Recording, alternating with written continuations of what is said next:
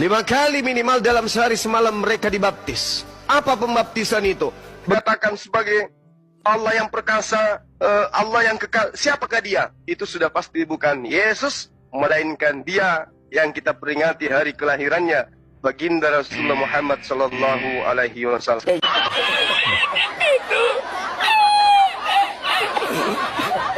Muhammad wujud, jelas. Bukan Muhammad jadi Allah. Allah itu cuma nama. Wujudnya itu adalah Muhammad, rupanya jadi insan itu sebenarnya Muhammad. Muhammad itu sebenarnya wujud Allah. Wujud Allah. Asa. Ini asa 3 in 1. Ya bahasa keluarnya nih. Ya, Allah itu nama untuk Muhammad. Nama puji untuk Muhammad. Muhammad itulah wujudnya Allah. Muhammad inilah hakikat Allah. Berarti hakikat Muhammad adalah Allah. Hakikat Allah adalah Muhammad. Allah dan Muhammad adalah asal. Allah namanya, Muhammad wujudnya.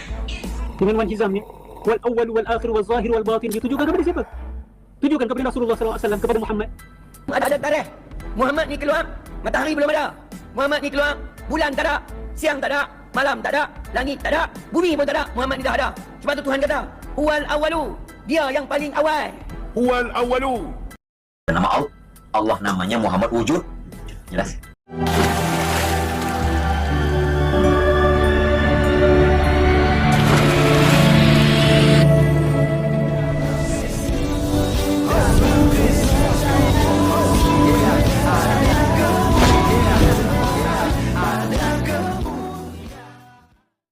Salam Elechem Bisem Yeshua HaMashiach. Salam damai sejahtera dalam nama Tuhan Yesus Kristus untuk kita semua.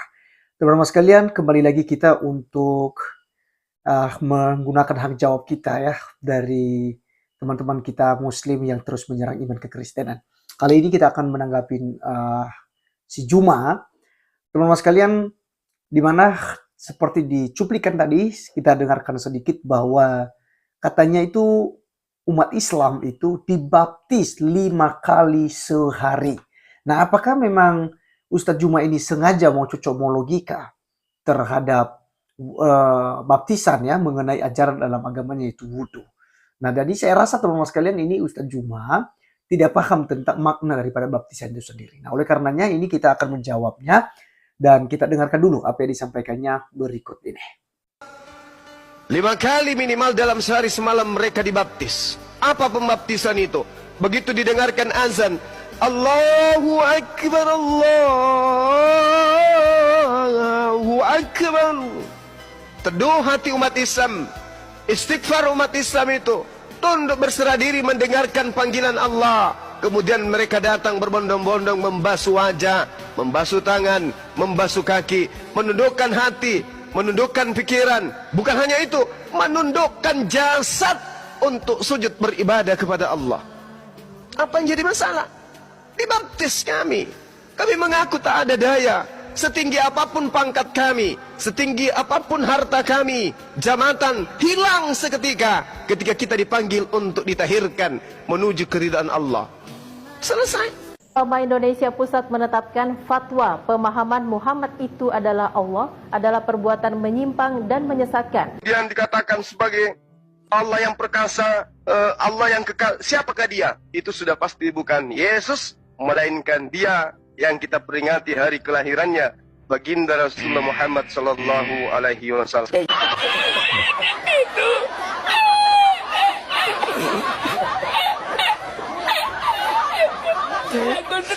Porque te estaba la ballena agarrada metida entre las piedras de Chipiona, del faro. Y cuando entro en el restaurante me ve una ballena. Ya, teman-teman sekalian, itulah yang kita sudah dengarkan bersama ya dari pemaparan Juma soal wudhu ya, yang 5 kali sehari mereka cuci wajah, cuci tangan, cuci kaki untuk mendudukkan diri mereka di hadapan Tuhannya ya. Dan juga ketika mereka mendengarkan azan ya. Ya, jadi 5 kali 1 hari katanya ya, 5 kali sehari mereka harus dibaptis begitu ya. Nah, sementara teman sekalian kalau kita lihat makna baptisan sendiri di dalam kekristenan itu bukan untuk diulang-ulang setiap hari begitu ya.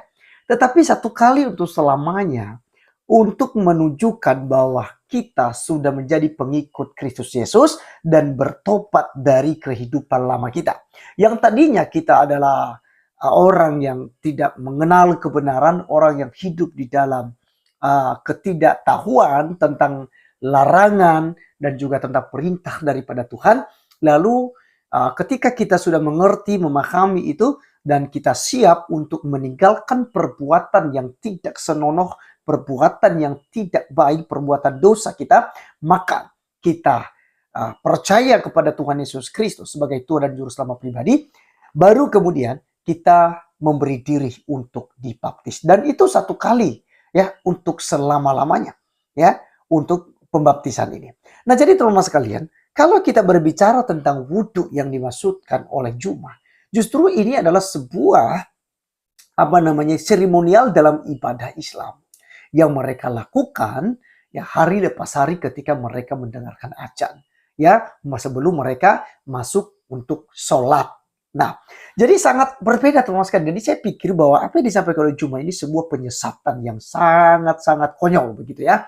Sangat konyol, dan ini menyebabkan banyak kemudian Muslim akan penasaran terhadap kekristenan loh teman-teman ya.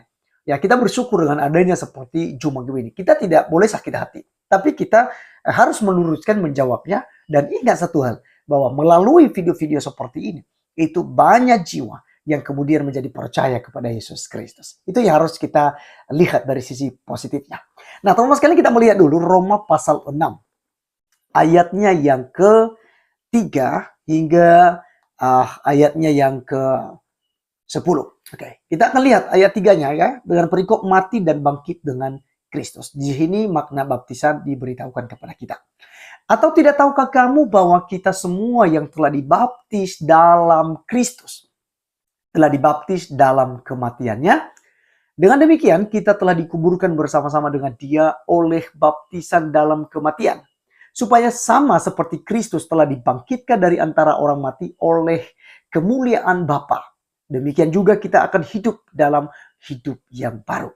Sebab jika kita menjadi satu dengan apa yang sama dengan kematiannya, yaitu kematian Kristus, kita juga akan menjadi satu dengan apa yang sama dengan kebangkitannya, yaitu kebangkitan Tuhan Yesus Kristus. Karena kita tahu bahwa manusia lama kita telah turut disalibkan supaya tubuh dosa kita hilang kuasanya, agar jangan kita menghambakan diri lagi kepada dosa. Sebab siapa yang telah mati, ia telah bebas dari dosa. Jadi jika kita telah mati dengan Kristus, kita percaya bahwa kita akan hidup juga dengan Dia. Karena kita tahu bahwa Kristus sesudah Ia bangkit dari antara orang mati, tidak mati lagi. Mau tidak berkuasa lagi atas Dia. Sebab kematiannya adalah kematian terhadap dosa, satu kali dan untuk selama-lamanya. Dan kehidupannya adalah kehidupan bagi Allah.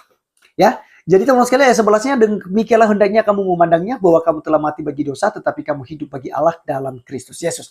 Nah, jadi teman-teman sekalian, jelas di sini bahwa makna baptisan adalah ya ikut ya dalam penyaliban, kemudian kematian dan kebangkitan daripada Tuhan Yesus Kristus. Nah, apakah dalam wudhunya Islam, ketika mereka mengambil air itu, saya ambil air itu dalam nama Yesus Kristus, Tuhan saya. Kemudian cuci mukanya dalam nama Tuhan Yesus, Tuhan saya. Atau misalnya cuci tangan, cuci kaki, sebutkan dalam nama Yesus. Atau ketika mereka sholat, mereka menyebutkan dalam nama Tuhan Yesus Kristus. Kan tentu tidak. Karena wudhu itu adalah bagian daripada seremonial ibadah dalam keislaman. Berbeda dengan baptisan yang adalah punya makna yang tersirat di dalamnya yang sangat esensial, yaitu kita ikut mati, dikuburkan dan bangkit bersama dengan Kristus. Itu sebabnya dalam 2 Korintus pasal 5 ayat 17 berkata, siapa yang ada dalam Kristus Yesus, dia adalah ciptaan yang baru, yang lama sudah berlalu, yang baru sudah datang. Jadi teman-teman sekalian, ya, baptisan itu adalah sebuah tanda bahwa kita sudah menjadi milik Allah di dalam Kristus Yesus, dan kita juga ya memiliki sebuah komitmen bahwa kita memberi diri dibaptis untuk meninggalkan perbuatan dosa, perbuatan jahat, perbuatan yang tidak memuliakan Allah.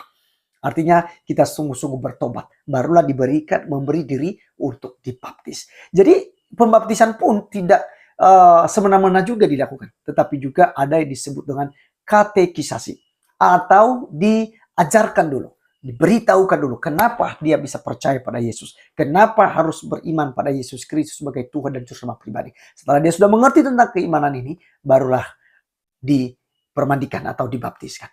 Nah, jadi teman-teman sekalian, pengertian wudhu dan baptisan ini sudah sangat jauh melenceng ya pengertian daripada Jumat. Dia katakan 5 kali sehari, bahkan baptisan itu diulang-ulang. Padahal dalam kekristenan baptisan itu tidak diulang-ulang.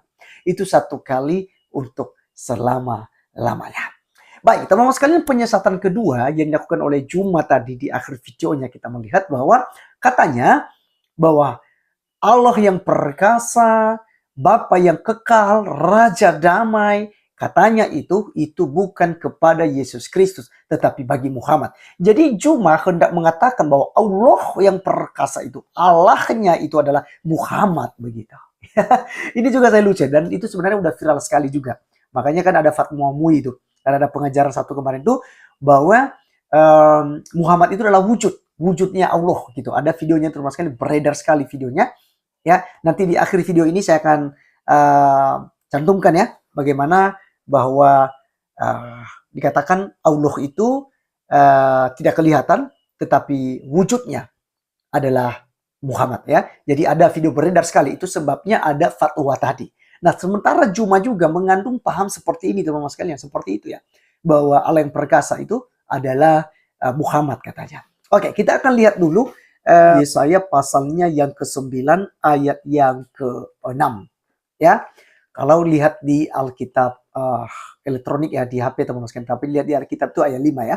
Alkitab katakan begini, sebab seorang anak telah lahir untuk kita, seorang putra telah diberikan untuk kita, lambang pemerintahan ada di atas bahunya, dan namanya disebutkan orang, Penasehat ajaib, Allah yang perkasa, Bapa yang kekal, Raja damai ya.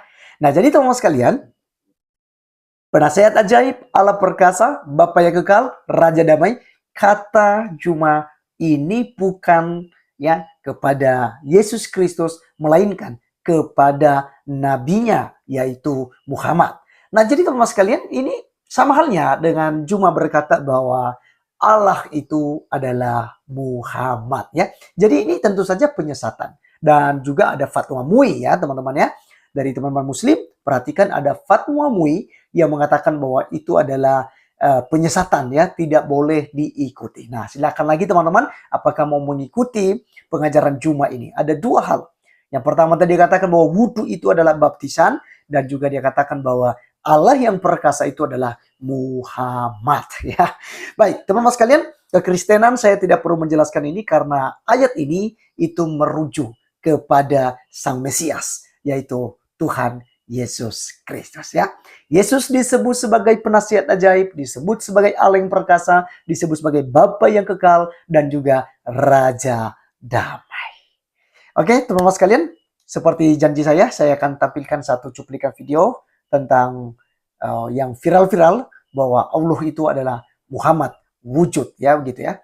Muhammad wujud kata mereka. Oke, teman-teman sekalian, sampai ketemu di video berikutnya, dan silakanlah dengarkan video dari ulama-ulama ini. Berikut videonya. Hanya Muhammad wujud, jelas. Bukan Muhammad jadi Allah. Allah itu cuma nama. Wujudnya itu adalah Muhammad, rupanya jadi insan itu sebenarnya Muhammad. Muhammad itu sebenarnya wujud Allah. Wujud Allah. Asa. Ini asa 3 in 1. Ya kebiasa keluarnya nih. Ya, Allah itu nama untuk Muhammad. Nama puji untuk Muhammad. Muhammad itulah wujudnya Allah. Muhammad inilah hakikat Allah. Berarti hakikat Muhammad adalah Allah. Hakikat Allah adalah Muhammad. Allah dan Muhammad adalah asal. Allah namanya, Muhammad wujudnya. Dengan wanjizamnya, wal awal wal akhir wal zahir wal batin, ditujukan kepada siapa? Tujukan kepada Rasulullah SAW, kepada Muhammad. Ada tarikh. Muhammad ni keluar, matahari belum ada. Muhammad ni keluar, bulan tak ada, siang tak ada, malam tak ada, langit tak ada, bumi pun tak ada. Muhammad ni dah ada. Sebab tu Tuhan kata, huwal awalu, dia yang paling awal. Huwal awalu. Nama Allah namanya Muhammad wujud, jelas.